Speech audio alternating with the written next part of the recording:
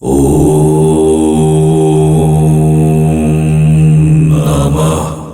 शिवाय। ज्योतिर्लिंग सोमनाथ की कथा। भगवान शिव की लीलाएं अद्भुत हैं।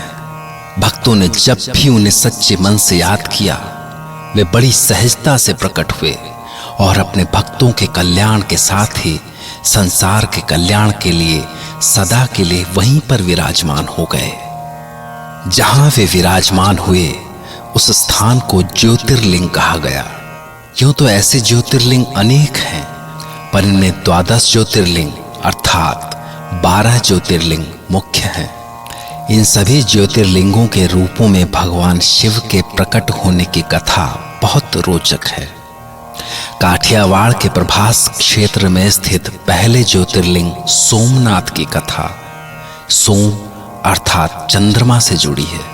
दक्ष प्रजापति ने अपनी 27 कन्याओं का विवाह चंद्रमा से किया, किंतु चंद्रमा केवल उनकी एक कन्या रोहिणी से ही प्रेम करते थे, जिसके कारण शेष कन्याएं बहुत उदास रहती थीं। दक्षराज ने चंद्रमा को बहुत समझाया, पर इसका कोई लाभ न हुआ। उन्हें तो रोहिणी के अलावा और कोई दिखती ही नहीं थी। अंततः क्रोधित होकर दक्ष ने चंद्रमा को श्राप दे दिया कि उनका क्षय हो, नाश हो। दक्ष के इस श्राप से चंद्रमा रोगी हो गए। धीरे धीरे उनके शरीर का क्षय होने लगा। पर ऐसा होने पर चंद्रमा की शीतलता न मिलने से सारा संसार व्याकुल हो उठा। दक्ष के श्राप से मुक्ति का कोई उपाय न पाकर चंद्र सहित सभी देवता ब्रह्मा के पास पहुंचे। इस संकट पर बहुत विचार करने के बाद ब्रह्मा ने चंद्रमा को प्रभास तीर्थ में जाकर देवाधिदेव महादेव की साधना करने की सलाह दी। ब्रह्मा का आदेश पाकर चंद्रदेव ने भगवान शिव की कठोर साधना आरंभ की।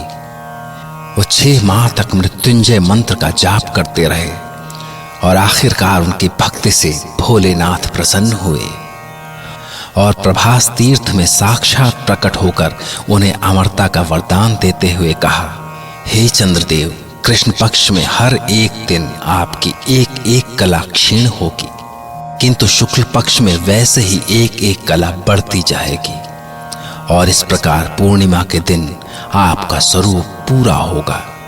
और इस तरह भगवान शिव की कृपा से चंद्रदेव पूर्णतः स्वस्थ हो गए। और तब देवताओं के निवेदन पर भगवान शिव ने प्रभास तीर्थ में भवानी सहित ज्योतिर्लिंग के रूप में वास करना स्वीकार किया। माना जाता है कि भोलेनाथ शिव तभी से वहां रहकर अपने भक्तों का कल्याण करते हैं। मान्यता है कि भगवान शिव के इस रूप के दर्शन मात्र से ही भक्तों के सारे कष्ट दूर हो जाते हैं और उनकी मनोकामना पूर्ण होती है। महाभारत, श्रीमद् भागवत और स्कंद पुराण में सोमनाथ की विस्तार से चर्चा हुई है। मोहम्मद गजनी ने सोमनाथ को लूटा, पर लाख कोशिश करके भी जब वो वहां स्थापित शिवलिंग को नहीं तोड़ सका तो उसने मंदिर को आग लगा दी। इसके बाद राजा भीमदेव ने इसकी पुनर्स्थापना की और मंदिर को पवित्र किया। बाद में जय सिंह ने इस मंदिर का पुनः निर्माण कराया, पर इसके बाद भी विदेशी आक्रमणों से मंदिर कभी सुरक्षित नहीं रहा। आज सोमनाथ के नाम से महारानी अहिल्याबाई द्वारा बनवाया भव्य मंदिर यहाँ स्थित है। सोमनाथ ज्योतिर्लिंग के गर्भगृह के नीचे एक गुफा है, जिसमें एक दीपक सदा जलता रहता है। ओम नमः शिवाय।